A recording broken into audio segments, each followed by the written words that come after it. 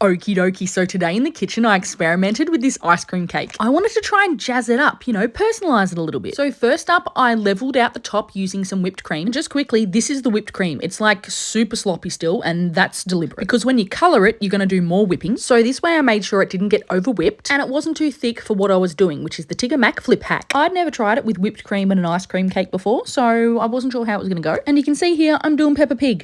I thought she was a good option because she had very few colors and was quite simple. So after I piped the outlines, it went in the freezer for a bit just to firm up those lines before I filled in all of the rest. And I gotta say, she did start to look a little bit creepy here. I really didn't know what to expect because obviously whipped cream behaves a little bit different than my buttercream does. So while I know that this technique works, I just wasn't sure if it would work as well. Once I had piped out my entire design, it was time to put the ice cream cake on top. You can see I've left the plastic container on, and that's so that I could handle the cake better. I froze the cake for like 45 minutes to make sure that it was well and truly frozen. And look, is it perfect? No, but it did work. You can see that my Peppa Pig is not in the center of the cake, which was a bit of a bummer, but not the end of the world. And you might also be able to see these little lines going across Peppa's face. That is from the baking paper, and I think it's because the cake was so cold that the baking paper sort of like shriveled up a little bit. But overall, I think this is a huge success. I mean, keeping the design simple is probably key, but you could do so many different characters using this technique. So I think it's a win. I'm Peppa Pig.